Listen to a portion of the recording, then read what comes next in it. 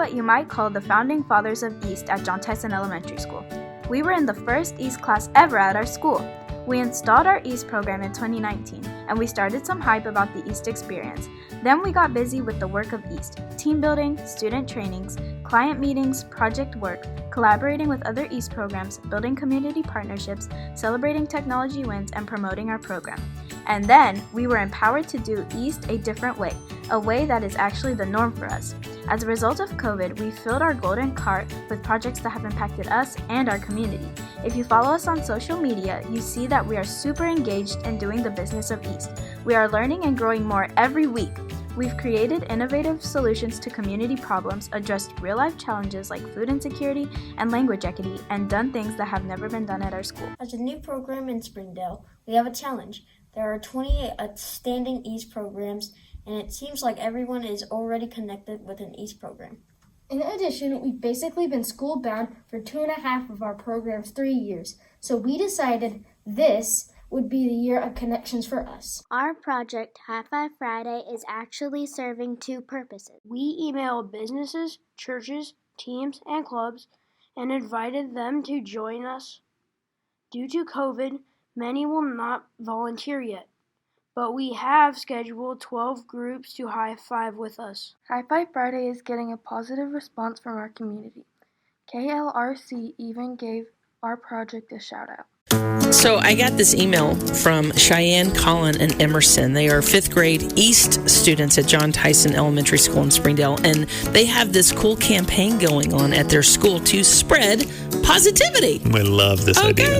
And the way it all got started was they noticed that some kids were sad or anxious about coming to school, so they started having these High Five Fridays where they would stand outside and welcome students to school with a hello or a high five. Right? That way everybody gets to see. Yeah, but the purpose of them writing in, they wanted us to give a shout out and a big thank you to Springdale High School's cheer team. They said Coach Hardcastle's Springdale High School cheer team, they came to the school early one morning. They even brought the Bulldog mascot, which the kids loved. Oh, I bet. They were all pumped up. And so they were writing in to us to say, can you please just give them a thank you for spreading the positive difference at our school? Of course. But here we've got these kids that are making a positive difference, but they want to give a shout out to these other people that came to help them. Since we started this project, we've noticed that children are separating from their parents more easily in the mornings, and our Friday attendance has improved. We would like to see this project grow our community partnerships, but for now we are happy that kids are smiling. And we created the Lexia Superstar song. Our school uses an online reading program called Lexia Core 5 to help us become better readers. At John Tyson Elementary School, we love to celebrate. So every Friday, our principal gives awards to students. She used celebration songs for birthdays and character awards, but we did not have a song to celebrate kids who leveled up in Lexia. So our principal asked our East program to choose a song to celebrate readers. Instead of picking out a song, we decided to compose a jingle, but no one knew how to actually record the song. Our program worked on the song for 2 years. And just when we decided we might not be able to do it, A 4th grade teacher at our school connected us with a real composer, Mr. Drew from Drew Morris Music. He helped us record our Lexia Superstar song. Mr. Drew helped us use an audio interface to record my electric guitar and my keyboard and our voices. He also helped us use GarageBand to make it sound like we wanted. Now our song is played every Friday morning at our school to celebrate the kids who level up. Level up! Since we started celebrating readers, we have seen more motivation in students and a 34% gain in Lexia scores. Our struggles led us to Mr. Drew. Now we have a great partnership and we're designing a logo for his business. Because of COVID, our cafeteria serves our meals in plastic bags to make things easier on them. We noticed how many bags we were adding to the landfills. At our school alone, we're adding almost 200,000 bags a year. We decided to come up with a way to reduce our use of plastic bags. Last winter, we made a plan and discussed it with our principal. but she did not give it the thumbs up. We didn't give up. We kept thinking of solutions and talking about this problem. During the summer, our GT teacher found Next Strikes, a company that will recycle our bags and turn them into a bench for our school. We created a survey, and the data showed that our friends at school didn't know much about recycling or this plastic problem, so East students organized a multimedia marketing campaign to promote our goal. We organized the project in Basecamp, created infographics, made videos, recorded book talks for our weekly assembly, designed a logo, and created a t-shirt for our team. This project has helped us learn about being organized, collaborating, and using lots of technology. We got to talk about this project on Channel 5 News. As a part of this project, we really wanted to write and publish an ebook about recycling for kids. So we reached out to Mr. David Todd, a local author. Our collaboration led him to asking us for help, and now we're beta readers for his latest book. See these kids growing at high levels.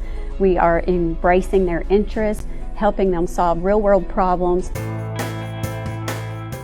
Last spring, our school got the Captain Planet Foundation grant, and with the help of many community partners, we installed a school garden. We noticed that children who use wheelchairs were not able to participate in our school garden. It made us sad, so we learned to write a grant. We got the grant and we were so excited to help some of our tigers. Our project was featured on KLRC at the Aurora Institute and by the Arkansas Department of Agriculture. Yeah, third graders writing a grant to get funding to do elevated gardening beds for the wheelchair students. Super cool Come idea. on. We showed our friend the things we got for her. It made us all really happy. This project was really special because we gave her the chance to work in the garden and plant stuff. I loved how happy she was. I loved to see her smile. It made my heart so happy. This was a really special experience for all of us. We made a difference in someone's life, and we will never forget that. As a result of this experience, we decided to create a space in the JTE Learning Garden that will be used as a sensory garden. We know that kids are more anxious than ever, and we believe the space can be used to help kids process and manage their emotions. We have spent our 4th grade year researching, meeting with counselors and therapists to learn about the needs of students, and waited for the funds to make this big dream come true. We submitted another grant requesting funds to create this space and recently found out that we got it. This project has been awarded over $5,000 in grant funds. The Green Tigers are donating the bench from their project to our sensory garden. And Colin is 3D printing items.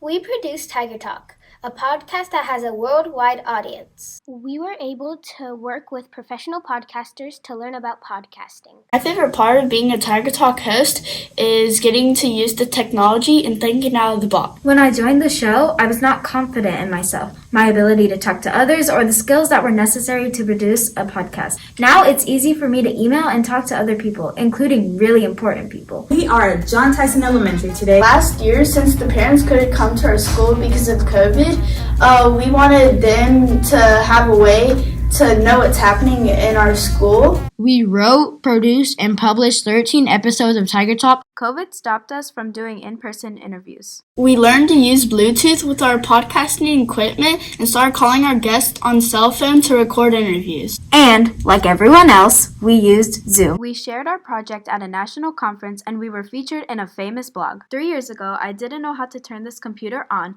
and now I use it to edit my podcast. I can even teach other people to use Audacity. Working on the John Tyson Elementary podcast with Ms. Bogart is one of those experiences that I think really changed the track of my son's dreams of his future. Producing Tiger Talk has helped us realize that our voices matter. We realize that we have many parents that speak Spanish. So we partnered up with East students from Springdale High School to help us translate our podcast into Spanish. So the important thing about this is that can now get more information about what's going on in their school with their students and get more involved. It's also important because the parents get to know what's happening in their kids' life, like during school.